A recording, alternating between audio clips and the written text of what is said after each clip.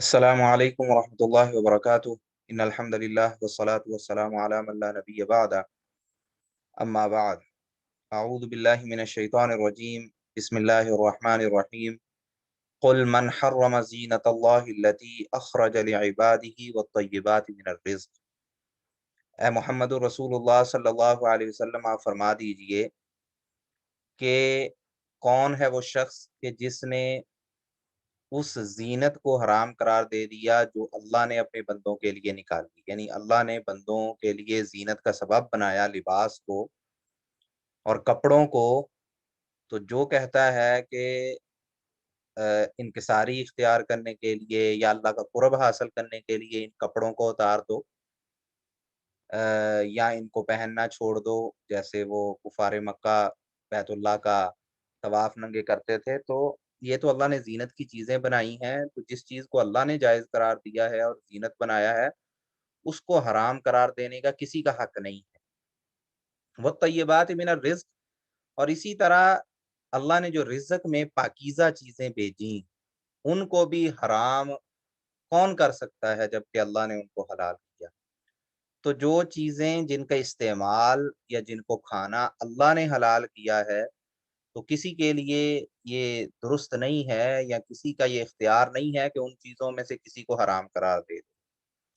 तो जहाँ इसमें मुशरिकीन के तर्ज़ अमल के बारे में अल्लाह सुब्हानहू व तआला फरमा रहे हैं कि वो बैतुल्लाह का तवाफ़ नंगे कर रहे थे या बुतों के नाम पे जानवर छोड़ के उनको हराम करार दे देते थे। तो जहाँ उनका ये काम जो है वो गलत था और अल्लाह के इख्तियारात में मुदाखलत थी, इसी तरह आज भी अगर कोई जायज़ और हलाल कामों को या चीज़ों को हराम करार दे, उनसे मना करे और उस पे दावा ये करे कि इस तरीके से आप ज़्यादा अल्लाह का कुर्ब हासिल कर सकते हैं या आप में दरवेशी ज़्यादा आ सकती है, कोई मजज़ूब बन सकते हैं, कोई ख़ुसूसी किस्म की स्पिरिचुअलिटी आप में आ सकती है, तो ये सारे बातिल दावे हैं। जिस चीज़ को अल्लाह ने हलाल किया, उसको कोई शख्स हराम नहीं कर सकता, किसी का ये इख्तियार नहीं है। कुल हिया लिल्लज़ीना आमनू, ए मोहम्मद रसूलुल्लाह सल्लल्लाहु अलैहि वसल्लम, आप फरमा दीजिए हिया लिल्लज़ीना आमनू, ये जो असबाब ज़ीनत हैं या ये जो खाने-पीने की पाकीज़ा चीज़ें हैं, ये मोमिनों के लिए हैं। फिल हयातिद दुनिया, इस दुनिया में भी हैं। खालिसतन यौमल क़ियामा, और क़यामत के दिन खालिस ये सिर्फ़ मोमिनों के लिए हों। दुनिया में ये मोमिनों को भी मिलती हैं, काफ़िरों को भी मिलती हैं, लेकिन क़यामत वाले दिन ये ज़ीनत की चीज़ें और ये रिज़्क़ सिर्फ़ और सिर्फ़ मोमिनों के लिए होगा। और जो लोग काफ़िर हैं, जो दोज़ख में जाने वाले हैं, दोज़ख में उनको खाने-पीने के लिए ये रिज़्क़ जो है वो मुहैया नहीं किया जाएगा। कज़ालिका नुफ़स्सिलुल आयाति, इसी तरह से हम अपनी आयात को खोल के बयान करते हैं लिक़ौमी यअलमून, ऐसे लोगों के लिए जो इल्म रखते हैं, जो समझदार। कुल, ए मोहम्मदुर रसूलुल्लाह सल्लल्लाहु अलैहि वसल्लम, आप फरमा दीजिए। अब इस अगली आयत में अल्लाह सुब्हानहू व तआला बयान कर रहे हैं कि असल में हराम काम है कौन से, और आर दिलाना, शर्म दिलाना मकसद इस अगली आयत में ये है कि जो असल में अल्लाह ने हराम चीज़ें की हैं, उनसे तुम लोग बाज़ नहीं आते, और जो हलाल काम हैं, जो पाकीज़ा काम हैं, उनसे तुम अपनी पारसाई ज़ाहिर करने के लिए उनको हराम किए जाते हो। तो असल में अल्लाह ने क्या हराम किया है? अल्लाह सुब्हानहू व तआला फरमाते हैं हर्रमा रब्बियल फ़वाहिश। ए मोहम्मद रसूलुल्लाह सल्लल्लाहु अलैहि वसल्लम, आप इनसे कह दीजिए कि मेरे रब ने बेहयाई के कामों को हराम करार दिया है। बेहयाई और जो फ़ुहश और अखलाक से गिरे हुए आमाल हैं, उनसे मना किया है। मा ज़हरा मिन्हा व मा बतन, उनमें से जो ज़ाहिरी हैं और जो छुपे हुए हैं, दोनों तरह से मना किया। ज़ाहिरी बेहयाई से मुराद ये है कि अगर कोई खुलेआम बेहयाई और फ़हाशी के काम करता है। वमा बताना, और छुपे से मुराद ये कि किसी के खुफिया ऐसे काम हैं तन्हाई में जो कि बेहयाई और फ़हाशी के काम हैं। तो हर तरह की जो फ़हाशी है उससे मना किया, बेहयाई के कामों से मना किया, चाहे कोई अलल ऐलान कर रहा हो, बाहिर कर रहा हो, या चाहे कोई छुप के कर रहा हो। वल इस्मा, और इसी तरह गुनाह के कामों से کو حرام قرار دیا، والبغی، اور ظلم و زیادتی کرنے سے منع کیا، بغیر الحق کی، بغیر حق کے کوئی کسی کے ساتھ ظلم کرے، زیادتی کرے، اس سے منع کیا۔ وَأَن تُشْرِكُوا بِاللَّهِ، اور اس چیز سے منع کیا، اس چیز کو حرام کیا کہ تم اللہ کا شریک کسی کو بناؤ، ما لم ينزل به سلطانہ، جس کے بارے میں اللہ نے کوئی دلیل نازل نہیں کی۔ اللہ کا حکم نہیں ہے کہ غیر اللہ کو پوجو، غیر اللہ کی عبادت کرو، غیر اللہ کو اللہ کا شریک بنا دو، پھر بھی اگر تم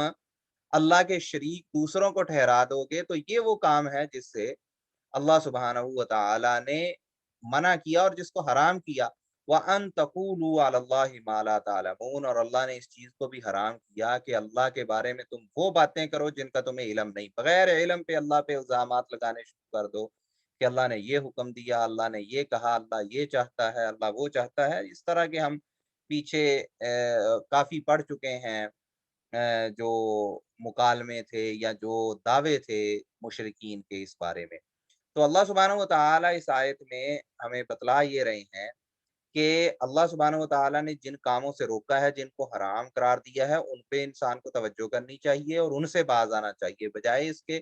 کہ اللہ کی طرف سے حلال کردہ کاموں، حلال کردہ لباس اور حلال کردہ چیزوں کے استعمال سے لوگوں کو منع کرنا شروع کر دیں، یہ سوچ کے اپنی طرف سے کہ اگر ہم یہ کام کر لیں گے تو ہم میں کوئی پارسائی آ جائے گی۔ وگرنہ اصل چیز جو ہے جس سے بچنے کی ضرورت ہے، وہ چیزیں ہیں جن کا اللہ سبحانہ و تعالیٰ نے ان آیات میں، اس آیت میں تذکرہ کیا کہ بے حیائی سے بچنا، چاہے وہ ظاہری ہو یا چھپ کے ہو، اور اسی طرح گناہ سے بچنا، زیادتی کرنے سے بچنا، اور شرک سے بچنا، اور آخری چیز اللہ سبحانہ و تعالیٰ نے بیان کی کہ اللہ کے بارے میں کوئی چیز بغیر علم کے کرنا۔ تو اللہ کے بارے میں بغیر علم کے بات کرنے میں یہ چیز شامل ہے کہ شریعت اور دین کے معاملے میں علم کے بغیر بات کرنا، اور اللہ کے نبی کے بارے میں بھی بغیر علم کے بات کرنا اسی چیز میں شامل ہے۔ کیونکہ جب کوئی یہ دعویٰ کرتا ہے کہ اللہ کے نبی نے یہ فرمایا، تو اصل میں وہ یہ دعویٰ یہ کر رہا ہے کہ اللہ کے نبی کی طرف جو وحی نازل کی گئی، اس وحی کا یہ حصہ ہے۔ تو اس لیے اس چیز میں احتیاط کی بہت ضرورت ہے کہ جب دین کے بارے میں انسان کوئی بات کرے تو وہ علم کی بنیاد پہ ہونی چاہیے۔ اگر وہ کوئی حدیث بیان کر رہا ہے تو اس کو یہ پہلے پتہ ہونا چاہیے کہ کہیں یہ بے بنیاد بات تو نہیں، یہ کہیں ایسی چیز تو نہیں جو اللہ کے نبی کے نام پہ گھڑ کے بیان کر دی گئی ہے۔ کیونکہ رسول اللہ صلی اللہ علیہ وسلم نے فرمایا کہ من کذب علی متعمدا فلیتبوأ مقعدہ من النار، کہ جو شخص جان بوجھ کے میرے پہ جھوٹ باندھتا ہے وہ اپنا جہنم میں ٹھکانہ پکا کر۔ اور پھر رسول اللہ صلی اللہ علیہ وسلم نے یہ بھی فرمایا کہ کفا بالمرء کذبا ان یحدث بکل ما سمع، کہ کسی شخص کے جھوٹا ہونے کے لیے اتنا ہی کافی ہے کہ وہ جو سنے اس کو آگے بیان کر دے، اس میں اپنے اندر کوئی فلٹر لگا ہی نہیں کہ وہ پہلے کسی چیز کی تحقیق کر لے، کسی کے بارے میں جانچ کر لے، پھر اس کو آگے فارورڈ کرے، آگے بھیجے۔ تو اس لیے اس چیز سے باز آنا چاہیے کہ اس طرح کا غیر ذمہ دارانہ رویہ نہیں اختیار کرنا چاہیے۔ بسا اوقات احباب کہہ دیتے ہیں کہ جی ہم تو ریسرچ نہیں کر سکتے، تو ہم جو ہمیں میسج آتے ہیں تو وہ میسج ہم آگے فارورڈ کر دیتے ہیں، تو آپ کہتے ہیں فارورڈ نہ کریں بغیر تحقیق کے۔ تو ہم تو تحقیق کرنے کا ہمارے پاس وقت نہیں ہے، ہمارے پاس کسی سے پوچھنے کا وقت نہیں ہے۔ تو اگر آپ کے پاس تحقیق کا وقت نہیں ہے، اگر آپ کے پاس اس کے بارے میں پوچھنے کا وقت نہیں ہے، تو پھر اس کو فارورڈ کرنے کی بھی آپ پہ کو ضرورت نہیں ہے۔ تو اس لیے انسان کو اس چیز سے یہ نہیں محسوس کرنا چاہیے پریشر کے وہ میسج لکھ دیتے ہیں بے بنیاد سا، اور آخر پہ لکھ دیتے ہیں کہ جی آپ اس کو آگے لازمی 10 لوگوں تک پہنچائیں اور آپ کو بڑا ثواب ہوگا، یا اس میں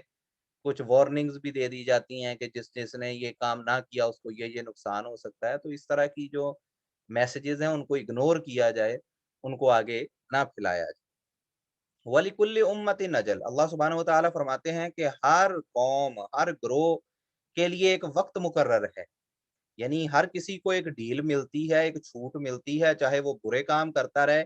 اس کی پکڑ کا ایک وقت آتا ہے، چاہے وہ عذاب کی شکل میں آئے، چاہے وہ اس کو عذاب نہ آئے، وہ پھر مر جائے، پھر قیامت کے دن اس کا وقت آئے گا جب اس کی پکڑ ہوگی۔ ہر کسی کا ایک وقت مقرر ہے، فَإِذَا جَاءَ أَجَلُهُمْ، اور جب ان کا وقت آ جاتا ہے، ला यस्ताखिरून साअतन वला यस्तक़दिमून, फिर ना वो एक घड़ी उससे आगे जा सकते हैं ना पीछे जा सकते हैं, फिर वहां से वो हिल नहीं सकते, फिर वो पकड़ आ गई है तो अब उससे कुछ छूट नहीं सकता। या बनी आदम, ए आदम अलैहिस्सलाम की औलाद, इम्मा यातियन्नकुम रुसुलुम मिनकुम, अगर तुम्हारे पास रसूल आए तुम्ही में से, रसूल अल्लाह के बना के भेजे जाएं, यकुस्सून अलैकुम आयाती, जो तुम पे अल्लाह की आयात को बयान करें, फमन इत्तका, तो उनके बयान करने के बाद जो शख्स तकवा इख्तियार करेगा, जो अल्लाह से डर जाएगा, वह असलहा, और जो अपनी इस्लाह कर लेगा, अपनी बेहतरी कर लेगा, फला खौफुन अलैहिम वला हुम यहज़नून, तो उन पे कोई खौफ नहीं होगा, वला हुम यहज़नून, और ना ही वो गमनाक। क़यामत के दिन ना तो उनको इस चीज़ का डर रहेगा कि आइंदा हमसे क्या मामला होगा, और ना ही जो क़यामत के दिन जब उनको इतनी नेमतें मिलेंगी तो उसकी वजह से जो दुनिया के गम, जो मुसीबतें हैं उसको वो भूल जाएँगे। तो उनको कोई इस तरह गम नहीं होगा कि हमारे साथ माज़ी में क्या मामलात होते रहे या क्या हम तकलीफ़ें बर्दाश्त करते रहे। लेकिन इसके बरक्स वल्लज़ीन कज़्ज़बू बिआयातिना, वो लोग के जिन्होंने हमारी आयात को झुठला दिया, वस्तकबरू अन्हा, और उन्होंने उससे तकब्बुर किया, तकब्बुर करते हुए, और इस अपने आप को बड़ा समझने के चक्कर में उन्होंने अल्लाह की आयात का इनकार कर दिया। उलाइका अस्हाबुन नारी, ये लोग दोज़ख वाले हैं, हुम फीहा खालिदून, और ये उस दोज़ख में हमेशा हमेशा रहें।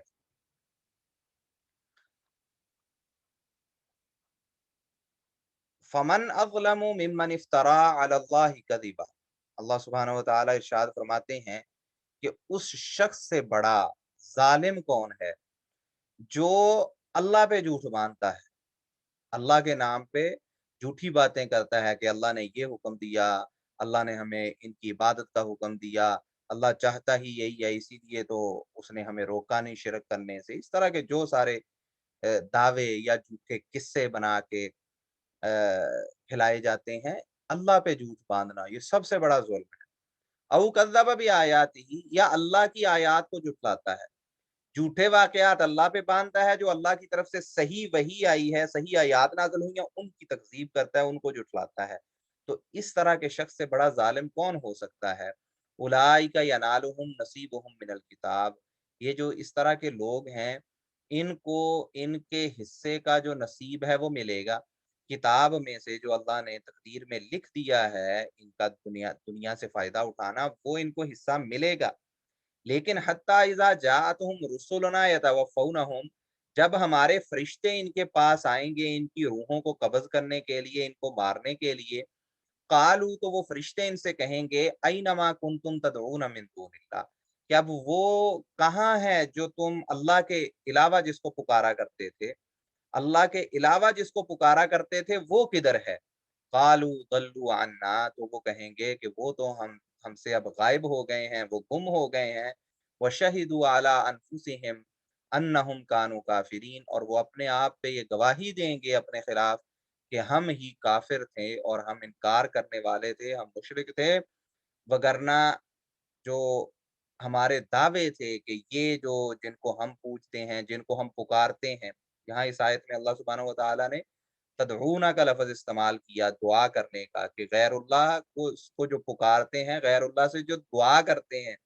उनसे पूछा जाएगा कि गैरुल्लाह जो तुम्हारे थे, अल्लाह के अलावा जिनको तुम पुकारा करते थे, वो किधर हैं? तो इस आयत से हमें ये भी पता चलता है कि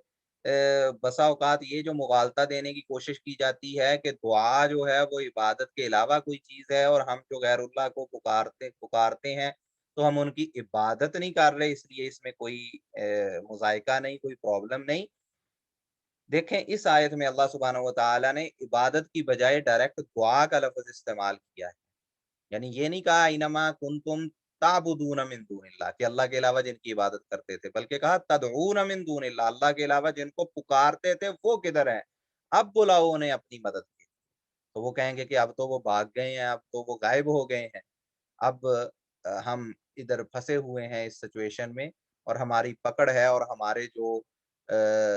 इलाह थे, हम जिनको मदद के लिए पुकारते थे, अब वो हमें पता चल गया कि वो हमारी मदद नहीं कर सकते। क़ाल उदख़ुलू फ़ी उममिन क़द ख़लत मिन क़ब्लिकुम मिनल जिन्नि वल इंसि फ़िन्नार, तो अल्लाह सुब्हानहू व तआला फरमाएँगे कि तुम लोग उन ग्रोहों में, उन फ़िरक़ों में शामिल हो जाओ जो इंसानों और जिन्नों में से तुमसे पहले दोज़ख में जा चुके हैं। यानी वो भी दोज़ख में पड़े हैं, वो भी आग में पड़े हैं, तुम भी उधर ही जाओ और दाखिल हो जाओ। कुल्लमा दखलत उम्मतुल लानत उख्तहा, जब भी कोई जमात दोज़ख में दाखिल होगी, लानत उख्तहा, तो वो अपनी जो दूसरी उसकी जमात होगी, जिसका उससे ताल्लुक होगा, उस पे वो लान-तान करेगी। यानी जो उससे पहले गुज़रने वाले लोग थे, जिन जिन जिन दुनिया में जिनके बारे में कहते थे कि हमने अपने आबा-ओ-अजदाद को इस पे पाया, या हम इस ग्रोह के इन लोगों के पीछे चलने वाले हैं और हमें इन पे बड़ा एतमाद है, ये हमें भी बचा लेंगे, अपने आप को तो इन्होंने बचाना ही है। तो जो उनसे पहले थे, जिसकी दुनिया में दलील के तौर पे इस्तेमाल करते हैं कि हमारे पिछले ऐसे करते रहे, उनको जब ये दोज़ख में दाखिल होंगे तो ये लानत करेंगे उन पे और लान-तान करेंगे, मुलामत करेंगे अब से अपने से ऊपर वाली नस्लों को, अपने से पिछले ग्रोहों को जिनके ये इन्फ्लुएंस में थे। हत्ता इज़ा दारकू फ़ीहा जमीआ, जब वो उस जहन्नम में सारे इकट्ठे हो जाएँगे और एक-दूसरे को वो पालेंगे, एक-दूसरे के आमने-सामने हो जाएँगे। क़ालत उख़राहुम लिऊलाहुम, तो जो उनके पिछले हैं, बाद में आने वाले हैं, वो पहले आने वालों के बारे में कहेंगे, पहली नस्लों के बारे में कहेंगे, या जो उनके लीडर थे इस दुनिया में उनके बारे में कहेंगे, या उनके जो आबा-ओ-अजदाद और पहले की जनरेशंस थी, जिनके पीछे लग के उन्होंने ये सारे कुफ़र और शिरक के काम किए, उनके बारे में ये कहेंगे, रब्बना, ऐ हमारे रब, हाउलाइ यदल, हमें इन लोगों ने गुमराह किया। फ़आतिहिम अज़ाबन ज़िअफ़न मिनन नार, तो ऐ अल्लाह तू इन्हें दुगना अज़ाब दे आग में से। दोज़ख में से इनको दुगना अज़ाब होना चाहिए। हम तो सिर्फ़ गुमराह ही हैं, ये खुद भी गुमराह थे, इन्होंने हमें भी गुमराह किया। तो इनको इनका जुर्म दुगना है, इनको सज़ा दुगनी होनी चाहिए। क़ाला, अल्लाह सुब्हानहू व तआला फरमाएँगे, लिकुल्लिन ज़िअफ़ुन, तुम सारों के लिए दुगना अज़ाब है, वलाकिन ला तालमून, लेकिन तुम्हें इस चीज़ का पता नहीं कि जहन्नम के अज़ाब की तो कोई लिमिट ही नहीं है। तो इसलिए ये ना सोचो कि जी इन्हें ज़्यादा होना चाहिए, हमें कम होना चाहिए। तुम जो दोनों ग्रोह हो, दोनों तरह के ग्रोह हो, सारों को ही दुगना अज़ाब होगा। वक़ालत ऊलाहुम लिउखराहुम, और जब ये तो जो बाद में आने वाले पहलुओं वालों के बारे में जब ये बातें करेंगे, उनको लान-तान भी कर लिया, अल्लाह से दुआएँ भी माँग रहे हैं कि इनको दुगना अज़ाब हो। तो उसके जवाब में जो पहली नस्लें हैं वो क्या कहेंगी, पहले ग्रोह क्या कहेंगे कि जो पहले आने वाले हैं वो बाद में आने वालों को कहेंगे, फमा कान लकुम अलैना मिन फ़ज़ल, तुम्हारी हमारे ऊपर कोई फ़ज़ीलत नहीं है, तुम्हें कोई एडवांटेज हम पे नहीं है। फ़ज़ूक़ुल अज़ाब बिमा कुंतुम तक्सिबून, तो इसलिए तुम भी इस अज़ाब को चखो, बिमा कुंतुम तक्सिबून, उस वजह से जो तुम कारस्तानियाँ करते थे और जो तुम गुनाह करते थे। तुम्हारे गुनाहों का जो है ना इल्ज़ाम हम पे ना डाल लो, बल्कि तुम्हारी अपनी हरकतें इस तरह की थी, ये तुम्हारे अपने अमल का नतीजा है जो तुम इधर पड़े हो, तो वो अपनी बरात का इज़हार कर देंगे कि हमारा इससे कोई ताल्लुक नहीं। ये ऐसे ही है जैसे अल्लाह सुब्हानहू व तआला ने कुरान पाक में फरमाया कि वक़ाल अश-शैतानु लम्मा कुदियल अम्रु इन्नल्लाह वअदकुम वअदल हक़्क़ि व वअदतुकुम फ़अख़लफ़्तुकुम, कि शैतान जब क़यामत के दिन सारा मामला तय कर दिया जाएगा, दोज़खी दोज़ख में चले जाएँगे, तो शैतान कहेगा कि अल्लाह ने तुमसे एक वादा किया था, उसका वादा सच्चा था। और मैंने भी तुमसे वादा किया था, लेकिन मेरा वादा झूठा था, मैंने वादा खिलाफ़ी की। वमा कान लिया अलैकुम मिन सुल्तानिन इल्ला अन दअउतुकुम फस्तजबतुम ली, और मेरे पास कोई दलील नहीं थी। मैंने तो बगैर दलील के बस तुम्हें दावत दी, तुम्हें बुलाया और तुमने मान लिया। बगैर दलील के तुमने मान लिया। फला तलूमूनी वलूमू अनफुसकुम, अब मुझे ना मुलामत करो बल्कि अपने आप को मुलामत करो कि जब तुमने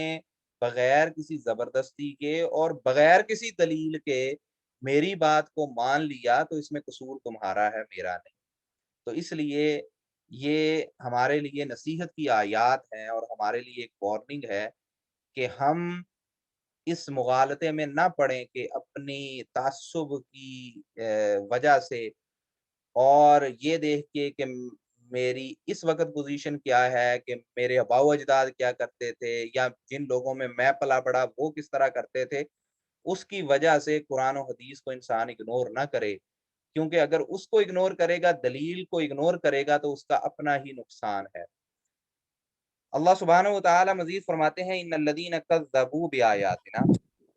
بلا شبہ وہ لوگ کہ جنہوں نے ہماری آیات کو جھٹلایا، واستکبروا عنہا، اور ان سے تکبر کیا، لا تفتح لهم ابواب السماء، ان کے لیے آسمان کے دروازے نہیں کھولے جائیں۔ جب وہ مریں گے، فرشتے ان کی روحوں کو لے کر آسمان کی طرف چڑھیں گے، تو آسمان کے دروازے ان کے لیے نہیں کھولے جائیں گے، جیسا کہ رسول اللہ صلی اللہ علیہ وسلم نے حدیث میں بیان کیا کہ جو بری روح ہے اس کے لیے آسمان کے دروازے نہیں کھولے جاتے، اس کو واپس زمین کی طرف بھیج دیا جاتا ہے۔ اور اسی طرح ان کی دعائیں بھی اوپر نہیں چڑھتی،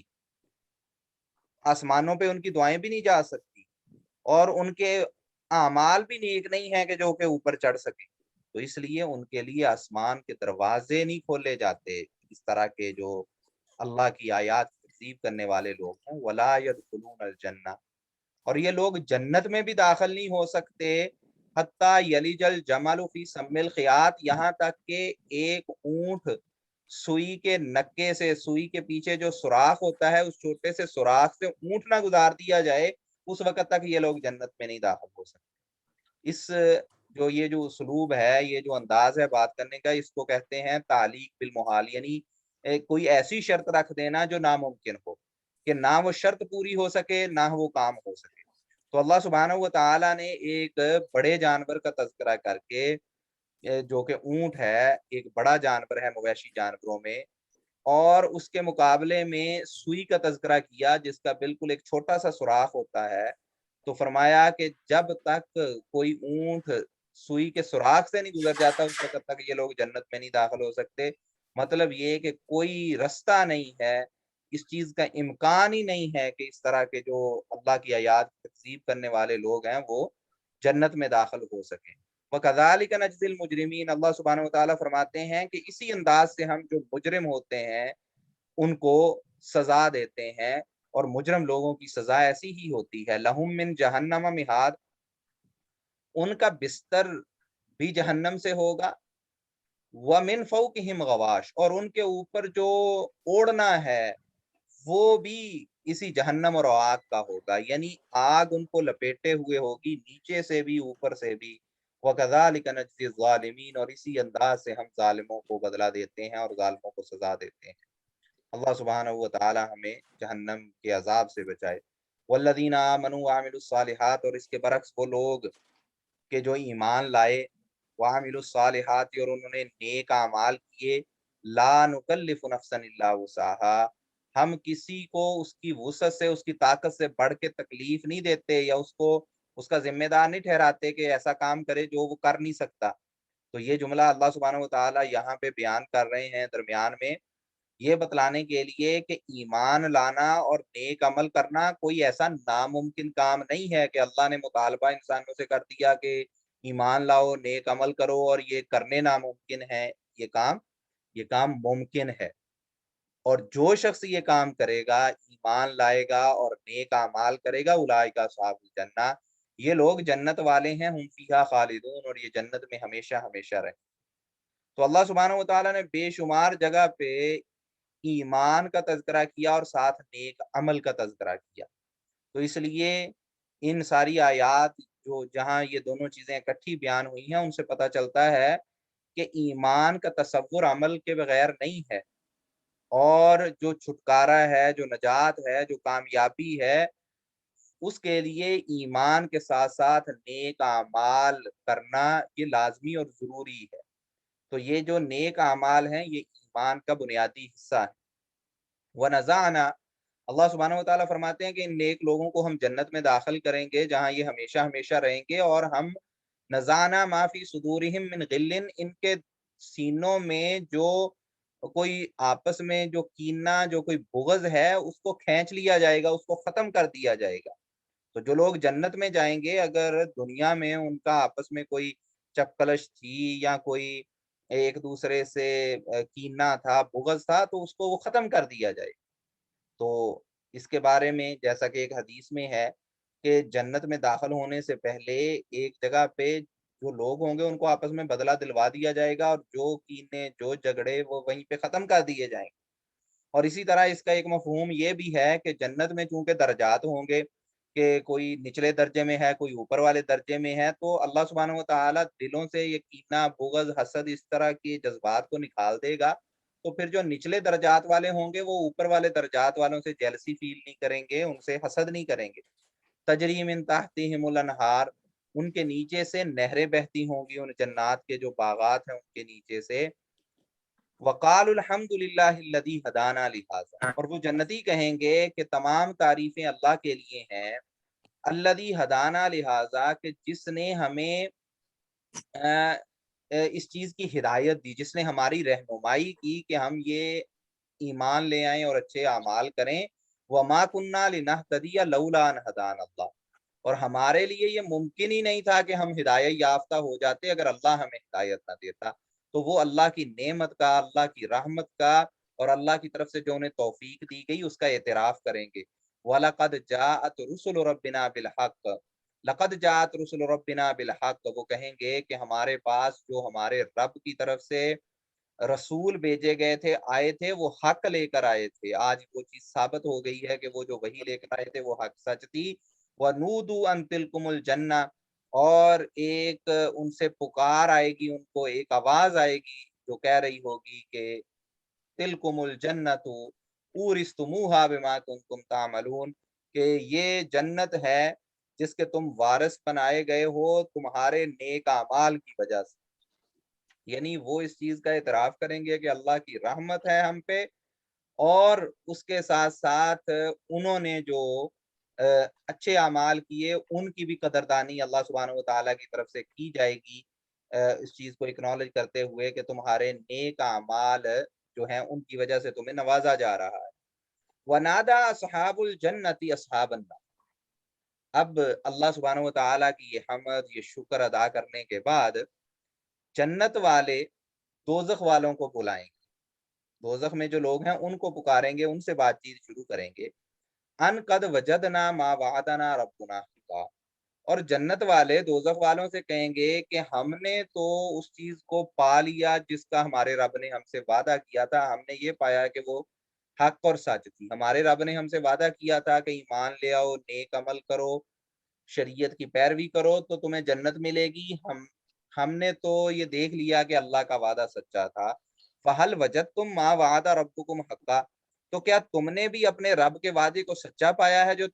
تمہارے رب نے تم سے وعدہ کیا تھا کہ جو میری آیات کو جھٹلائے گا، جو کفر کرے گا وہ دوزخ میں جائے گا، وہ جنت میں نہیں جا سکتا، اللہ کے جو وعدے تھے۔ قالوا نعم، تو وہ لوگ کہیں گے دوزخ والے کہ ہاں، ہم سے بھی جو وعدہ کیا گیا تھا، ہمیں بھی جس چیز سے ڈرایا گیا تھا وہ حق اور سچ بات تھی۔ فَأَذَّنَ مُؤَذِّنٌ بَيْنَهُمْ، تو ایک اعلان کرنے والا ان کے درمیان یہ اعلان کرے گا، اللعنۃ اللہ علی الظالمین، کہ اللہ کی لعنت ہے ظلم کرنے والوں پہ، اور اللہ کا جو غضب ہے، اللہ کی طرف سے جو دوری ہے وہ ان لوگوں پہ ڈال دی گئی ہے جو ظلم کرنے والے۔ الذین یصدون عن سبیل اللہ، اور یہ ظالم کون ہیں جو اللہ کی راہ سے روکتے ہیں، وَيَبْغُونَهَا عِوَجًا، اور اس میں ٹیڑھا پن تلاش کرتے ہیں، کہ اللہ کی راہ سے روکتے ہیں اور کوشش کرتے ہیں کہ اللہ کی راہ سے بھٹکا کے ٹیڑھے رستوں کی طرف لے جایا جائے معاملے کو۔ وَهُمْ بِالْآخِرَةِ کافرون، اور وہ آخرت کا انکار کرنے والے ہیں۔ تو یہ اہل جہنم ہیں، یہ جہنم والے ہیں، ان پہ اللہ کی لعنت ہے۔ تو ان دو قسم کے لوگوں کا تذکرہ کرنے کے بعد کہ جو جنت میں چلے گئے یا جو دوزخ میں چلے گئے، اللہ سبحانہ و تعالیٰ تیسری قسم کے لوگوں کا تذکرہ کرتے ہیں کہ وہ بینہما حجاب، کہ جنت اور دوزخ کے درمیان میں ایک آڑ ہوگی، ایک رکاوٹ ہوگی، ایک پردہ ہوگا۔ وعلی الاعراف رجال، اور اعراف پہ جو ایک جگہ ہے وہاں پہ لوگ ہوں گے کچھ، یعرفون کلا بسیماہم، اور وہ ہر کسی کو اس کی نشانیوں سے پہچان رہے ہوں گے۔ وہ جو لوگ آراف پہ کھڑے ہوں گے، جو ایک سسپینڈڈ جگہ پہ کھڑے ہیں، ابھی انہیں پتہ نہیں کہ ہمارا کیا معاملہ ہوگا، ہم جنت میں جائیں گے یا دوزخ میں جائیں گے، تو وہ جب وہ دیکھتے ہیں جنتیوں اور دوزخیوں کو، تو ان کی حالت سے ان کو پتہ چل جاتا ہے کہ یہ لوگ نعمت میں ہیں اور یہ لوگ عذاب میں ہیں۔ وَنَادَوْا أَصْحَابَ الْجَنَّةِ، اور یہ جو اعراف مقام پہ لوگ کھڑے ہیں، یہ جنت والوں کو مخاطب کر کے کہیں گے کہ سلام علیکم، کہ تم پہ سلامتی ہو، ان کو سلام علیکم کہیں گے۔ لم یدخلوها، یہ جو اعراف پہ لوگ ہیں یہ ابھی جنت میں داخل نہیں ہوئے ہوں گے، وہم یطمعون، لیکن یہ اس چیز کے امیدوار ہوں گے، یہ چاہتے ہوں گے، ان میں یہ امید ہوگی کہ ہم جنت میں داخل ہو جائیں گے۔ وَإِذَا صُرِفَتْ أَبْصَارُهُمْ تِلْقَاءَ أَصْحَابِ النَّارِ، اور جب ان کی نگاہیں اہل دوزخ کی طرف پھریں گی، وہ انہیں دیکھیں گے وہاں پہ کھڑے ہو کے اعراف پہ، تو کہیں گے کہ اے ہمارے رب لا تجعلنا مع القوم الظالمین، ہمیں ظالم لوگوں میں شامل نہ کرنا۔ تو وہ ایک ایسی جگہ پہ کھڑے ہوں گے کہ وہ انہیں وہاں سے جنت والے بھی نظر آ رہے ہوں گے، دوزخ والے بھی نظر آ رہے ہوں گے، تو جنتیوں کو دیکھ کے وہ ان کو سلام کریں گے اور خواہش کا اظہار کریں گے کہ اے اللہ ہمیں ان میں شامل کر دے، اور دوزخ والوں کو جب وہ دیکھیں گے تو وہ اس سے پناہ مانگیں گے اور اللہ سے دعا کریں گے کہ اے اللہ ہمیں ان میں شامل نہ کرنا۔ تو یہ صحابہ اعراف کون ہیں؟ یہ جو لوگ اعراف پہ ٹھہرنے والے ہیں، یہ کون ہیں؟ ان کے بارے میں کافی زیادہ مفسرین کا اختلاف ہے، لیکن وہ ساری چیز کا جو نچوڑ ہے، یا کہہ لیں کہ مشترک جو چیز ہے، وہ غالباً یہی ہے کہ یہ اس طرح کے لوگ ہیں کہ جن کے گناہ اور ثواب کے کام اس طرح سے برابر ہیں کہ نہ یہ جنت کے اہل ہیں نہ دوزخ کے، کہ اس وقت تک ابھی ان کا فیصلہ نہیں ہوا، یہ درمیان میں اٹکے ہوئے ہیں۔ تو اس وجہ سے یہ اس جگہ پہ ان کا ایک کہہ لیں کہ ایک وقت ہے کہ جس میں یہ اس پوزیشن میں کھڑے ہیں، لیکن بالآخر ان لوگوں کو بھی اللہ کی رحمت کی وجہ سے جنت میں داخل کر دیا جائے گا۔ وَنَادَى أَصْحَابُ الْأَعْرَافِ رِجَالًا يَعْرِفُونَهُمْ بِسِيمَاهُمْ، اور جو اصحاب الاعراف ہیں، جو اعراف کے مقام والے لوگ ہیں، وہ کچھ ایسے آدمی جن کو وہ ان کی نشانیوں سے پہچان لیں گے کہ یہ اہل جہنم ہے۔ قالو، تو وہ ان سے کہیں گے کہ ما اغنا عنکم جمعکم وما کنتم تستکبرون، کہ تمہاری جو جماعتیں تھیں، تمہارے جو لشکر اور گروہ تھے جن پہ تمہیں بڑا مان تھا کہ یہ ہمیں بچا لیں گے، آج وہ تمہارے کام نہیں آئے۔ وما کنتم تستکبرون، اور جو تم تکبر کیا کرتے تھے، اپنے آپ کو بڑا سمجھتے تھے، وہ تمہارا اپنے آپ کو بڑا سمجھنا، تمہارا وہ تکبر، تمہارا جو وہ غرور ہے، وہ بھی تمہارے کام آج نہیں آیا۔ اہؤلاء الذین اقسمتم، اور دوسری طرف یہ جو مسکین لوگ تھے، یہ جو مظلوم لوگ تھے، یہ جو مسلمان تھے، یہ جو اللہ کو پکارنے والے تھے، جن کو تم دنیا میں حقارت کی نظر سے دیکھتے تھے، کیا یہ وہی لوگ ہیں کہ جن کے بارے میں تم قسمیں اٹھا اٹھا کے کہا کرتے تھے کہ لا ینالہم اللہ برحمہ، کہ اللہ کی رحمت ان کو نہیں پہنچے گی؟ تم لوگ دنیا میں یہ دعوے کرتے تھے کہ یہ دنیا میں بھی مسکین اور غریب لوگ ہیں، ان کے پاس دنیا میں بھی کچھ نہیں، ہمارے پاس دنیا کا مال و دولت ہے، اور تم یہ دعویٰ کرتے تھے کہ اگر کبھی قیامت ہوئی تو وہاں بھی ہم ہی نوازے جائیں گے، ہمارے پاس ہی ساری آسائشیں اور نعمتیں ہوں گی، ان کو رحمت نہیں ملنے لگی۔ تو اب دیکھو اس وقت معاملہ یہ ہے کہ وہ جو مسکین تھے، وہ جو مظلوم تھے، وہ جو غریب تھے، کہ وہ جنتوں کی آسائشوں میں ہے، اور تم لوگ کہاں جہنم میں پڑے ہوئے ہو گے۔ ادخلوا الجنت، اللہ سبحانہ و تعالیٰ کی طرف سے کہا جائے گا ان اصحاب اعراف کو کہ جنت میں داخل ہو جاؤ، لا خوف علیکم ولا انتم تحزنون، تم پہ کوئی خوف نہیں ہے، ولا انتم تحزنون، اور نہ ہی تم اب غمناک ہوگے۔ ونادا اصحاب النار اصحاب الجنہ، اب جو دوزخ والے ہیں وہ جنت والوں کو پکاریں گے اور کہیں گے ان افیدوا علینا من الماء و مما رزقکم اللہ، کہ ہم پہ کچھ تھوڑا سا پانی بہا دو، ہماری طرف پانی کو ہی ڈال دو اور پھینک دو، او مما رزقکم اللہ، یا جو اللہ نے تمہیں جنت میں رزق دیا ہے اس میں سے کچھ ہماری طرف پھینک دو کہ ہم اس کو کھا پی لیں۔ قالو، تو جنت والے کہیں گے ان اللہ حرمہما علی الکافرین، کہ ان دونوں چیزوں کو، یہ جو کھانا اور پینا ہے، اس کو اللہ نے حرام کر دیا ہے کافروں پہ، اب کافر کھا پی نہیں سکتے۔ الذین الذین اتخذوا دینہم لہوا ولعبا، وہ کافر کہ جنہوں نے اپنے دین کو کھیل تماشا بنا لیا، اللہ کی طرف سے جب دین آیا تو انہوں نے اس کا مذاق اڑایا اور اس کو کھیل تماشا بنا لیا، وغرتہم الحیات الدنیا، اور دنیاوی زندگی نے ان کافروں کو دھوکے میں ڈال دیا، فَالْيَوْمَ نَنْسَاهُمْ، تو اللہ سبحانہ و تعالیٰ فرمائیں گے کہ ان لوگوں کو آج ہم بھول گئے ہیں، کما نسوا لقاء یومہم ھذا، جیسا یہ آج کے دن کی ملاقات کو بھول گئے تھے۔ بھولنے سے مراد اللہ سبحانہ و تعالیٰ تو کسی چیز کو بھولتا نہیں، تو اس اسلوب سے مراد کیا ہے کہ جیسے کہا جاتا ہے نا کہ اگر کوئی کسی کی کیئر نہ کرے اور کسی کو اس کے حالت پہ چھوڑ دے تو کہتے ہیں کہ جی اس کو تو وہ بھول گئے ہیں۔ تو اللہ سبحانہ و تعالیٰ جب ان ان پہ جو عذاب آیا ہوا ہے اس میں سے ان کی خلاصی نہیں کرے گا اور ان کو ان کی حالت پہ چھوڑ دے گا اور اللہ کی طرف سے ان پہ رحمت نہیں کی جائے گی، تو یہ مفہوم ہے کہ اللہ نے ان کو بھلا دیا کہ اب اللہ ان کو نجات نہیں دے گا اور اس حالت سے نکال لے گا نہیں، اور ان پہ اپنی رحمت نہیں کرے گا۔ اور اس کی وجہ کیا کہ انہوں نے دنیا میں آخرت کو بلا دیا تھا اور اللہ کی ملاقات کو بلا دیا تھا، وَمَا كَانُوا بِآيَاتِنَا يَجْحَدُونَ، اور اسی طرح جو وہ ہماری آیات کا انکار کرتے تھے اسی کی یہ سزا ہے کہ آج ان کو بھلا دیا گیا ہے اور وہاں وہ اس مشکل میں اور مصیبت میں پڑے ہوئے ہیں۔ وَلَقَدْ جِئْنَاهُمْ بِكِتَابٍ، اور ہم ان کے پاس ایک ایسی کتاب لے کر آئے، فَصَّلْنَاهُ عَلَىٰ عِلْمٍ، جس کو ہم نے واضح کر کے بیان کر دیا تھا، عَلَىٰ عِلْمٍ، اپنے علم کی بنیاد پہ، ہدن، جو کہ ہدایت دینے والی کتاب تھی، ورحمہ، اور رحمت تھی، لقوم یؤمنون، ایسی قوم کے لیے جو کہ ایمان لانے والی۔ هل ينظرون الا تاویلا، اللہ سبحانہ و تعالیٰ فرماتے ہیں کہ ان لوگوں کو کیا آخری انجام کا انتظار ہے؟ کیا یہ چاہتے ہیں کہ اس وقت تک یہ ہدایت کو ایکسیپٹ کرنا نہیں چاہتے، اسلام کو ایکسیپٹ نہیں کرنا چاہتے جب تک آخری جو انجام ہے وہ ظاہر نہ ہو جائے؟ یوم یاتی تاویلہ، جس وقت آخری جو نتیجہ ہے وہ سامنے آ جائے گا، یقول الذین نسوہ من قبل، تو وہ لوگ جو اس سے پہلے بھول میں پڑے ہوئے تھے اور انہوں نے بلایا ہوا تھا اپنے دین کو، وہ کہیں گے کہ قد جاءت رسل ربنا بالحق،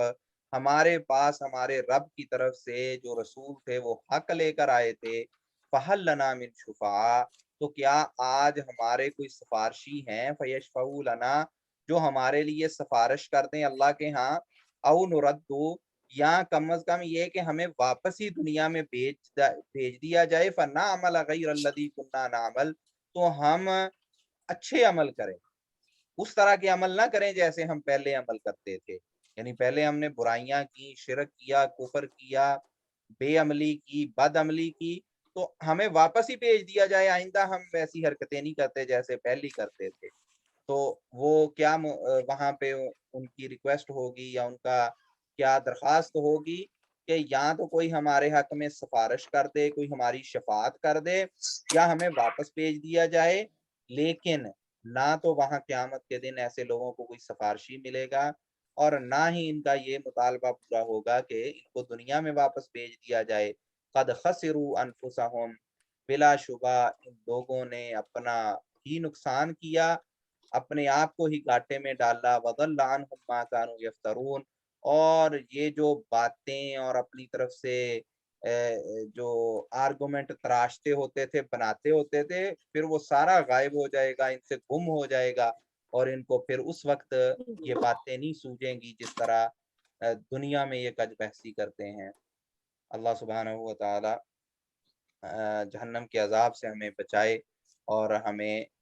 ہدایت نصیب فرمائے۔ اقول قولی ھذا استغفر اللہ لی ولکم ولسائر المسلمین۔ جی جاوید بھائی، آپ کا سوال۔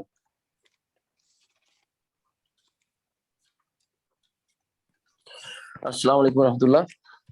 وعلیکم السلام۔ اب سب سوال یہ ہے کہ قرآن کی جتنی بھی آیات ہیں جو غیر اللہ کی عبادت کے لیے ہیں، جن کے ساتھ آتا ہے کہ من دون اللہ، وہ عموماً لوگ یہ بحث کرتے ہیں کہ دیکھیں یہ تو مشرکوں کے لیے آئی تھی، تو یہ تو آپ مسلمانوں پر تو یہ آیات قرآن کی لگا ہی نہیں سکتے کہ یہ مسلمانوں کو منع کر رہی ہیں۔ تو اگر اس طرح سے دیکھا جائے تو اس وقت کچھ آیات مشرکوں کے لیے تھی، کچھ جو مومنین والی ہیں وہ صحابہ کے لیے تھی، کچھ جو منافقین والی ہیں وہ اس وقت کے منافقین کے لیے تھی۔ تو پھر یہ قرآن پھر تو انہی مسلمانوں کے لیے رہ گیا نا، آگے والی امت کے لیے کیا ہوگا پھر؟ دیکھیں چیز یہ ہے کہ اسلام جو یا مسلمان جو ہیں، یہ اسلام شروع سے یہ مذہب ہے. جو عیسائی تھے وہ بھی مسلم ہی تھے، جو یہودی تھے وہ بھی مسلم ہی تھے. تو ہوتا یہ ہے کہ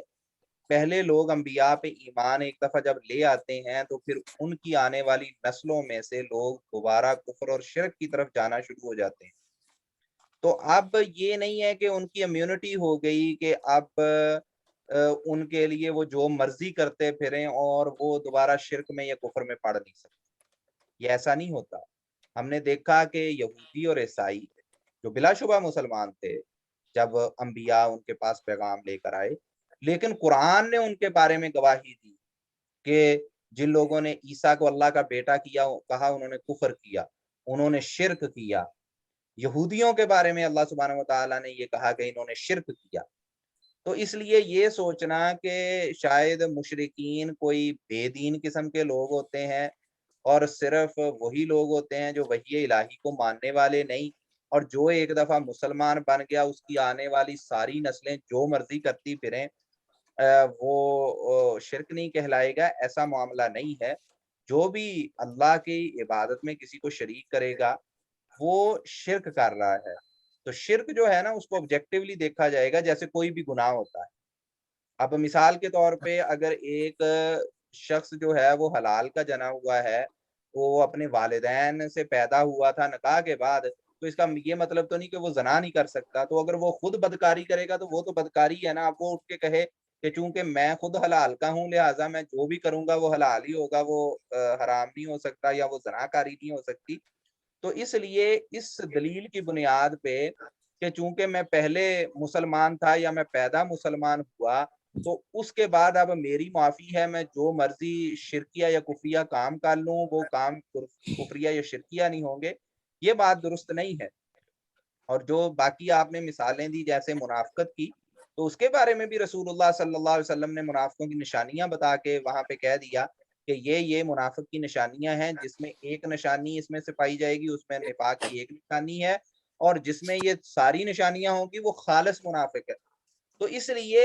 یہ جو چیز ہے نا کہ کوئی شخص کوئی جرم کرے، کوئی گناہ کرے اور پھر اس کا دعویٰ یہ ہو کہ اس گناہ کو گناہ نہ سمجھا جائے، اس شرک کو شرک نہ سمجھا جائے کہ کیونکہ میں برائے نام مسلمان ہوں، تو ایسے جو دعوے ہیں یا یہ جو دلیل بنانے کی کوشش کی جاتی ہے یہ بے تکی اور بے دلیل بات. جی اچھا، ایک اور سوال ہے کہ میں طاہر القادری صاحب کا ایک کلپ سن رہا تھا اور وہ انہوں نے صحیح بخاری اور مسلم سے حدیث پڑھی کہ دیکھیں جب مردے کو دفنایا جاتا ہے اور جب قبر سے لوگ واپس آتے ہیں تو اسے پیروں کی آہٹ سنائی دیتی ہے. تو یہ دیکھیں یہ تو بخاری مسلم سے ثابت ہے کہ مردے سنتے ہیں. تو یہ جو لوگ کہتے ہیں نا کہ آپ اولیاء کو پکارتے ہیں وہ قبر میں آپ کو سن نہیں سکتے، یہ تو بالکل حدیث کے جو ہے نا وہ منکر ہیں، یہ حدیثوں کو نہیں مانتے. کیونکہ حدیث سے تو ثابت ہے کہ مردہ جو پیروں کی آہٹ سنتا ہے. تو اس کا جواب جی دیکھیں یہ چند مخصوص واقعات ہیں، جو مواقع ہیں کہ جہاں پہ ایکسیپشن ہے. جنرل جو قرآن و سنت کے دلائل ہیں اور جو حقیقت ہے وہ یہ ہے کہ مردے سنتے نہیں. اس کے بارے میں جنرل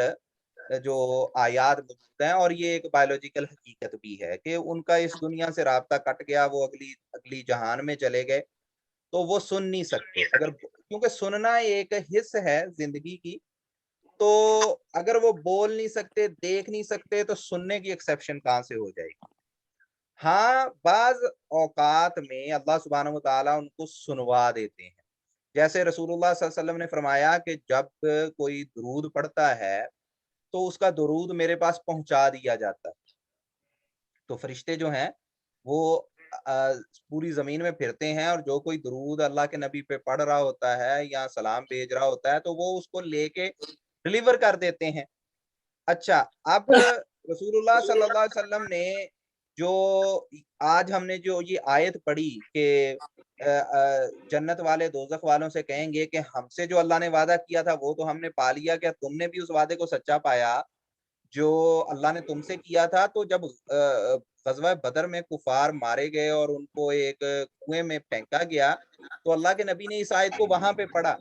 تو حضرت عمر نے اللہ کے نبی سے کہا کہ بھئی یہ تو مر گئے ہیں، یہ آپ کی بات کو کیسے سنیں گے؟ تو رسول اللہ صلی اللہ علیہ وسلم نے فرمایا کہ یہ اس کو اس سے بھی زیادہ اچھے طریقے سے اس بات کو اس وقت سن رہے ہیں جیسے تم میری بات کو سن رہے ہو۔ تو اللہ کے نبی نے وہاں پہ کوئی بلینکٹ طاہر القادری صاحب کی طرح تو فتویٰ نہیں دے دیا کہ بھئی تمہیں کس نے کہا مردے سنتے نہیں، مردے تو ان جنرل سنتے ہی سنتے ہیں۔ اللہ کے نبی نے صرف اسپیسیفائی رکھا کہ اس وقت یہ اس چیز کو بہت واضح طور پہ سن رہے ہیں، تو انہیں یہ نہیں کہا کہ بھئی آپ نے یہ کیسی بات کر دی کہ بھی مردے سنتے نہیں، یہ تو ایک کہہ لیں کہ بیسک جرنل رول ہے کہ مردے سنتے ہیں، ہر مردہ ہی سنتا ہے، ہر وقت سنتا ہے۔ تو یہ جو ہے نا یہ والا فلسفہ اللہ کے نبی نے نہیں ان کو دیا۔ اب جوتوں کے آواز والی جو بات ہے کہ یہ بھی ایک عبرت کے طور پہ رسول اللہ صلی اللہ علیہ وسلم نے بیان کیا کہ اس شخص کو یہ عبرت دلوانے کے لیے کہ جن کے لیے تم اپنے ایمان کو خراب کر رہے تھے، ان لوگوں کی خاطر اور جس دنیا کی خاطر تم نے اپنے دین کو داؤ پہ لگا دیا، آج دیکھو یہ تمہیں اکیلا چھوڑ کے یہاں سے جا رہے ہیں تاکہ اس کو عبرت ہو، تاکہ اس کو ندامت۔ تو یہ جو جتنے کہہ لیں دیکھیں یہ کفار والا معاملہ ہے اس میں بھی عبرت کا مقام ہے، یہ جو جوتیوں والا معاملہ ہے اس میں بھی عبرت کا مقام ہے، اس میں بھی اللہ کی بڑائی ظاہر ہو رہی ہے۔ تو ان دلائل سے یہ بجائے عبرت حاصل کرنے کے، بجائے انسان کی بے بسی کو لینے کے، یہ ان کو خدائی اختیارات دے رہے ہیں کہ جی بزرگ بھی اسی طرح سے سنتے ہیں اور جناب وہ آپ کی مرادیں بھی پوری کرتے ہیں۔ حالانکہ مسئلہ یہاں پہ صرف سننے کا ہی نہیں، مدد کرنے کا بھی ہے کہ آپ مثال کے طور پہ میرے سے کوئی بات کریں اور مجھے سمجھ آ گئی، آپ مجھے کہیں کہ جی مجھے 1,00,000 پاؤنڈ دے دو، میں نے آپ کا یہ جملہ سن لیا، اس سے آٹومیٹیکلی یہ کیسے ثابت ہوا کہ میں آپ کو 1,00,000 دے بھی سکتا ہوں؟ ٹھیک ہے، اب یہ جو دعوے ہیں نا کہ یہ ہیں غیبی معاملات، اور غیبی معاملات میں ایک پرنسپل بڑا سمپل اور سادہ ہے کہ غیبی معاملات کو صرف اس حد تک رکھا جاتا ہے جتنا بیان کا، وگرنہ اگر کوئی اس سے آگے بڑھے گا تو وہ سیدھی جو آج آیات گزری بار بار کہ وہ اللہ پہ بہتان باندھنے والی بات ہے، بغیر علم کے بات کرنے والی بات ہے۔ تو اس لیے جہاں جہاں شریعت نے یہ بیان کر دیا کہ اس موقع پہ مردے کو یہ چیز سنوائی جاتی ہے اور اس کا کوئی خاص مقصد ہے اس جگہ پہ، وہاں وہاں وہ ان کو آواز جاتی ہے۔ اس کے علاوہ بغیر دلیل کے یہ دعویٰ نہیں کیا جا سکتا کہ جی وہ سنتے ہی سنتے ہیں۔ اچھا پھر اس میں آگے دلچسپ معاملہ ہے کہ اگر وہ سنتے ہیں تو وہ کس حساب سے کہاں ان کی کہہ لیں کہ لسننگ کی رینج کیا ہے۔ ایک زندہ انسان تو ایک خاص حد تک سن سکتا ہے، مثلا ہو سکتا ہے کہ ایک شخص آپ سے 50 میٹر دور ہے، آپ اونچی آواز سے بات کریں وہ آپ کی سن لے، اچھا وہ اور ہے بھی وہ یعنی کہ براہ راست درمیان میں کوئی زیادہ رکاوٹیں نہیں ہیں، ارد گرد بہت زیادہ شور نہیں ہے، یہ ساری چیزیں ہیں۔ اچھا یہ پھر ایک پورا کہہ لیں سائنس اس پہ بھی کھڑی کر لیں کہ مردے کو کون کون سی چیزیں رکاوٹ پیدا کرتی ہیں۔ اگر ایک قبرستان ہو اور اس کے ساتھ کوئی شور شرابے والی مارکیٹ ہو تو پھر مردے کو آواز سن جاتی ہے، اگر ایک اپوزٹ سائڈ سے جناب وہ بات کرے تو یہ بھی طے کر لیں کہ کیا مردے پھر زندوں سے زیادہ سنتے ہیں اور کتنا زیادہ سنتے ہیں اس کی دلیل کیا ہے۔ پھر اگر مردے سنتے ہیں تو یہ بھی کیا اسپیسیفائی کر سکتے ہیں کہ جی صرف اولیاء اللہ سنتے ہیں اور باقی مردے نہیں سنتے؟ کیونکہ یہ تو دعویٰ نہیں کر سکتے، اگر سارے ہی مردے ہر ایک بات کو ہی سنتے ہیں تو پھر اس میں تخصیص کیا ہے، اس میں فضیلت کیا ہے سو کالڈ ان لوگوں کی جن کو مرنے کے بعد وہ خدائی اختیارات دے دیے گئے ہیں جو زندہ ہوتے ہوئے ان کو نہیں تھے۔ تو یہ سارے جو ہیں نا یہ تلبیس ابلیس ہے، یہ ابلیس کے ٹرکس ہیں، شیطان کے بہکاوے ہیں، وگرنہ ان کی حقیقت کوئی نہیں ہے اور شریعت سے ان کا تعلق کوئی نہیں۔ جی نصرت بھائی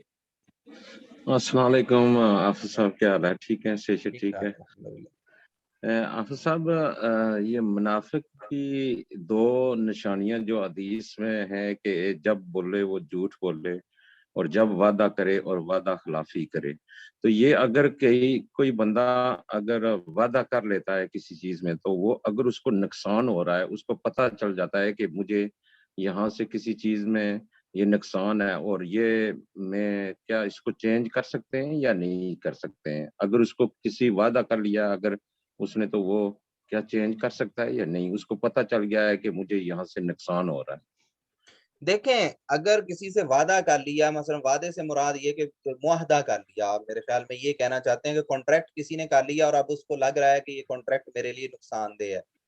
تو کانٹریکٹ کرنے کا باؤنڈ ہونے کا مطلب ہی یہ ہوتا ہے کہ شروع میں اگر آپ کو واضح طور پہ پتہ نہیں ہے کہ اس سے کتنا پروفٹ ہوگا کتنا لاس ہوگا، تو یہی تو کمٹمنٹ ہوتی ہے کہ پھر آپ نے وہ کام پورا کرنا ہوتا ہے. وگرنہ اگر آپ نے اپنا ذاتی فائدہ ہی دیکھنا ہے تو پھر اس وعدے کی حیثیت کیا رہی، وہ کمٹمنٹ کیا رہی، وہ جو ایک کہہ لیں کہ ایک گارنٹی تھی آپ نے دوسرے بندے کو دی کہ میں آپ کا یہ کام کر دوں گا، اتنے میں کر دوں گا مثلا، تو وہ پھر اس کی تو وہی بنیاد نہ رہی. تو اس لیے اگر کوئی دیکھتا ہے کہ بھئی کوئی جینون ریزن ہے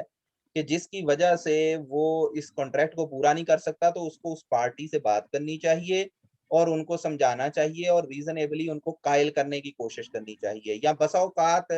بعض جو پروفیشنل کانٹریکٹس ہوتے ہیں ان میں یہ انڈرسٹینڈنگ ہوتی ہے کہ کس حد تک سگنیفیکینٹ اگر مٹیریل ڈیفرنس ہو جائے تو پھر ایک پارٹی کو اختیار ہے کہ وہ اس معاہدے کو ختم کر سکے. اس کے علاوہ ان کنڈیشنز، ان جو کہہ لیں کہ ٹریڈیشنز ہیں، ان کے خلاف جا کے وعدے کو توڑنا یہ ناجائز کام ہوگا اور یہ جائز نہیں ہوگا. تو اگر اور یہ جو اللہ کے نبی نے بیان کی ہیں یہ اصل میں اس شخص کی نشانیاں ہیں جس کی نظر میں ان چیزوں کی حیثیت ہی کوئی نہیں ہوتی، اس لیے وہ بار بار جھوٹ بولتا ہے، بار بار وعدہ خلافی کرتا ہے اور بار بار معاہدہ توڑتا ہے. اللہ کے نبی نے معاہدے کو وعدہ خلافی کے علاوہ الگ سے تذکرہ کیا. وعدہ یہ ہوتا ہے کہ مثلا آپ نے خود اپنی طرف سے ایک پرومس کیا ہے نا کسی سے کہ بھی آپ کا کام اس ڈیٹ کو میں آگے کر دوں گا، وہ بندہ کر ہی نہیں رہا. اب ایک بندہ وہ مارکیٹ میں مشہور ہو جاتا ہے کہ یار دیکھیں ان دو چیزوں میں فرق ہے، کسی وجہ سے آپ نے کسی کو اپوائنٹمنٹ دی، آپ کو کام نہیں کر سکے، وہاں پہ نہیں پہنچ سکے، یہ اور چیز ہے. ایک چیز یہ ہے کہ بندہ اتنا کہہ لیں کہ لیٹ ڈاؤن کرتا ہے لوگوں کو کہ مارکیٹ میں اس کی ریپوٹیشن ہے کہ اس کی اپوائنٹمنٹ کا کوئی اعتبار، یہ بندہ نہیں آئے گا یا یہ بار بار اپنی اپوائنٹمنٹ مس کرے گا. یہ ہے منافقت کی نشانی کہ انسان ایک مشہور ہو جاتا ہے، لوگ کہتے ہیں اس کی زبان کا اعتبار نہیں، یہ بولے گا جھوٹ بولے گا، یہ وعدہ کرے گا وعدہ خلافی کرے گا، یہ معاہدہ کرے گا، یہ سائن کر دیتا ہے، یہ زبانی کوئی آپ سے کانٹیکٹ، اس کا اعتماد نہ کرنا. کس وجہ سے؟ کیونکہ بار بار وہ یہ کام کرتا ہے. اور پھر چوتھی نشانی اللہ کے نبی نے جو ایک اور تذکرہ کیا کہ جب وہ جھگڑا کرتا ہے تو پھر گالی گلوچ پہ اتر آتا ہے، کیونکہ جب اس طرح کی حرکتیں کوئی کرے گا، جھوٹ بولے گا، وعدہ خلافی کرے گا، معاہدے توڑے گا، تو ظاہر سی بات ہے اس کے پاس کوئی ایکسکیوز نہیں ہوگا. جب اس کو آمنا سامنا ہوگا اس مخالف سے، وہ لوگ اس کو چیلنج کریں گے. جب لوگ اس کو چیلنج کریں گے کہ بھئی آپ یہ کام کیسے کرتے ہیں، کیسے جسٹیفائی کرو گے، اب وہ جسٹیفائی تو کر نہیں سکتا، تو وہ اس بات سے بھاگنے کے لیے کیا کرے گا، گالی گلوچ شروع کر دے گا تاکہ اس لڑائی، اس جو آرگومنٹ ہے، جو ڈسکشن ہے، اس کو جھگڑے میں تبدیل کر دے اور اس کو اس طرف لے جائے کہ وہ اصل معاملہ جو ہے اس سے وہ بھاگ سکے. تو یہ نشانیاں اللہ کے نبی نے جو ہے وہ منافقت کی بیان کی ہیں. کبھی کبھار اگر کوئی بندہ ان میں سے کوئی غلط کام کرتا ہے تو وہ گناہ کا کام ضرور ہے، لیکن اس کو ہم یہ نہیں کہیں گے کہ یہ بندہ منافق ہے یا منافقت کی اس کے میں نشانیاں ہیں. لیکن جب بندہ اس کو روٹین بنا لے گا، ان کو ہلکا لے گا، پھر وہ چیز آتی ہے کہ وہ نشانی بنتی ہے. جی جی جاوید بھائی. جزاک اللہ خیر. السلام علیکم ورحمۃ اللہ. وعلیکم السلام. ساری حافظ صاحب یہ نشست کوئی لمبی ہوتی جا رہی ہے. جی ابھی آپ نے ذکر کیا کہ اگر کبھی کبھار کوئی کہے کہ کبھی کبھار اگر کوئی آدمی یہ کام کر دے تو ہم اسے منافق نہیں کہیں گے. جی یہ بات تو صحیح ہے کہ چلے اس نے گناہ کا کام کیا، لیکن جو واقعی بار بار وعدہ خلافی اور جھوٹ یہ سارے معاملات کرتا ہے تو اسے بھی منافق ہمیں تو نہیں کہنا چاہیے، یا کوئی آدمی کہہ سکتا ہے اسے؟ نہیں نہیں دیکھیں، نام لے کے تو کسی کو اس طرح سے نہیں کہنا چاہیے، کیونکہ وہ اصل میں ایک کہہ لیں کہ اس کو وہ ڈیپینڈ کرتا ہے. مثال کے طور پہ ایک جج تو کہہ سکتا ہے، لیکن عام انسان جب کہے گا نا تو وہ اس کو ڈکلیئر کرنے سے زیادہ ایک گالی بن سکتی ہے. تو یہ ہے کہ وہ اس کو اس انداز سے گالی نہیں دے سکتا. ہاں عام شخص یہ کہہ سکتا ہے کہ یہ منافقت کی نشانی ہے، لیکن کسی کو ڈکلیئر کرنا کہ یہ منافق ہے عملی طور پہ، یہ جو ڈیکلیریشن ہے یہ ججز کا اختیار ہوتا ہے، جو اسلامک ججز ہوتے ہیں شریعت کے مطابق، اور وہ بھی پک اینڈ چوز کر کے کسی کو نہ قرار. جزاک اللہ خیر. جزاک اللہ. اوکے جی، السلام علیکم. السلام علیکم. وعلیکم السلام. امام صاحب، جی جی جو جاوید کا جو سوال تھا، just further to that, how about we do the dua when we go to قبرستان کے السلام علیکم یا اہل القبور. جی جی So who are we referring to? جی جی دیکھیں کسی کو ایڈریس کرنے کا یہ مطلب نہیں ہوتا کہ وہ سن رہا ہے. کئی دفعہ ہوتا ہے کہ بھی آپ کوئی بندہ مجھے کہے کہ جی میں ڈاکٹر صاحب کے پاس جا رہا ہوں، تو میں اسے کہہ سکتا ہوں کہ جب ان کے پاس جاؤ تو السلام علیکم کہنا میری طرف سے. تو میں نے ایڈریس تو آپ کو کر دیا، لیکن آپ یہ تو نہیں میرا بلیف اور نہ ہی یہ حقیقت ہے کہ آپ سن رہے ہیں. اگر آپ ایک گھر میں داخل ہوتے ہیں، وہاں کوئی شخص سویا ہوا ہے، تو آپ تو گھر میں داخل ہوتے ہوئے السلام علیکم وہاں پہ بھی کہیں گے. تو اس کا مطلب یہ تو نہیں سوئے پڑے بندے نے سن لیا. تو السلام علیکم جو ہے وہ ایک دعا ہے. اس دعا کا یہ مطلب نہیں ہے کہ اگلے نے سن لیا ہے. تو اس لیے اگر مثلا میں گھر میں داخل ہوتے وقت السلام علیکم کہتا ہوں اور میری فیملی اوپر بیڈ روم میں ہے، تو وہ سلامتی ان پہ ہو گئی، لیکن انہوں نے سنی نہیں. تو اس لیے جب ہم قبرستان میں جا کے کہتے ہیں السلام علیکم اہل الدیار من المؤمنین والمسلمین وإنا انشاءاللہ بکم للاحقون، تو اس کا یہ مطلب نہیں ہے کہ وہ سنتے ہیں ہماری بات کو. یہ ایک دعائیہ جملہ ہے جو ہمیں سکھلایا گیا ہے کہ ہم اس جگہ پہ جا کے کہیں.